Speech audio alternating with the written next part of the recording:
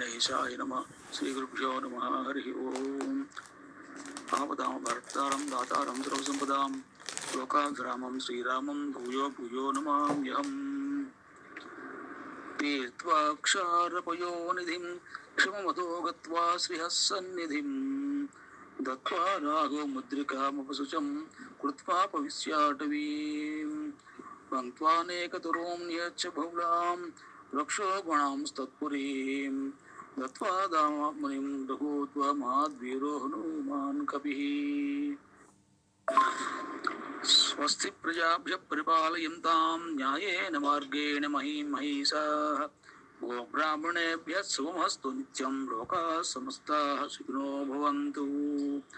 काले वर्षतु पर्जन्यः पृथिवी सस्यशालिनी देशोऽयं क्षोभरहितो ब्राह्मणाः सन्तु निर्भयाः अपुत्रिणः सन्तु पुत्रिणः सन्तु पौत्रिणः अदनाः सदनाः सन्तु जीवन्तु शरदां शतम्। चरितं रघुनाथस्य शतकोटिप्रविस्तरम् एकैकमक्षरं प्रोक्तं महापातकनाशनं शृण्वन् रामायणं भक्त्या यः पादं पदमेव वा स याति ब्रह्मणः स्थानं ब्रह्मणा पूज्यते सदा। रामाय नमो भद्राय रामचन्द्राय वेधसे रघुनाथाय नाथाय सीतायाः पतये नमः। लाभस्तेषां जयस्तेषां कुतस्तेषां पराभवः येषामिन्दीवरस्यामो हृदयस्थो जनार्दनः। मङ्गलं कौसलेन्द्राय महनीयगुणाब्धये चक्रवर्तितनूजाय सार्वभौमाय मङ्गलम्। अमृतोत्पादने दैत्यान् घ्नतो वज्रधरस्य यत् ऐतिर्मङ्गलं प्रादात् तत्ते भवतु मङ्गलम्। त्रीन् विक्रमान् प्रक्रमतो विष्णोरमृततेजसः यदासीन्मङ्गलं रामदत्ते भवतु मङ्गलम्। सागराद्वीपाः वेदालोकादिशश्च ते मङ्गलानि महाबाहो निधनं तव सर्वदा। वेदान्तवेद्याय मेघश्यामलमूर्तये पुंसां मोहनरूपाय पुण्यश्लोकाय मङ्गलम्। विस्मामित्रान्तरङ्गाय मिथिलानगरीपते भाग्यानां परिपाकाय भव्यरूपाय मङ्गलम्। पितृभक्ताय सततं भातृभिः सह सीतया नन्दिता किल लोकाय रामभद्राय मङ्गलम्। तस्य साकेतवासाय चित्रकूटविहारिणे सेव्याय सर्वयमिनां धीरोदाराय मङ्गलम्।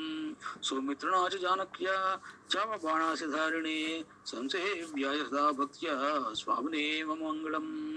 दण्डकारण्यवासाय खण्डितामरशत्रवे रुद्रराजाय भक्ताय मृत्युदायास्तु मङ्गलम्। सादरं सबरीदत्त फलमूलाभिलाषिणे सौलभ्य परिपूर्णाय सत्वोद्युक्ताय मङ्गलम्। हनुमत्समवेताय हरिसाभीष्टदायिने वालिप्रमथनायास्तु महावीराय मङ्गलम्। श्रीमते रघुवीराय सीतोल्लङ्घितसन्धवे हितराक्षसराजाय रणधीराय मङ्गलम्। विष्णुकृते प्रीत्या लङ्काभीष्टप्रदायिने सर्वलोकशरण्याय रामचन्द्राय मङ्गलम्। ब्रह्मादिदेवसेव्याय ब्रह्मण्याय महात्मने जानकी प्राणनाथाय रघुनाथाय मङ्गलम्। यन्मङ्गलं सहस्राक्षे सर्वदेव नमस्कृते वृत्रनाशे सम्भवत् तत्ते भवतु मङ्गलम्। यन्मङ्गलं सुवर्णस्य विनता कल्पयत्पुरा अमृतं प्रार्थयानस्य तत्ते भवतु मङ्गलम्। असाध्यसागरनगरीं दिव्याम् अभिषिक्ताय सीतया राजाधिराजराजाय रामभद्राय मङ्गलम्। मङ्गलाशासनपुरैः मदाचार्यपुरोगमैः सर्वैश्च पूर्वैराचार्यैः सत्कृतायास्तु मङ्गलम्। कायेन वाचा मनसेन्द्रियैर्वा बुद्ध्यात्मना वा प्रकृतेः स्वभावात् करोमि यद् सकलं परस्मै नारायणायेति समर्पयामि। हरि ओम तत्सत्। श्री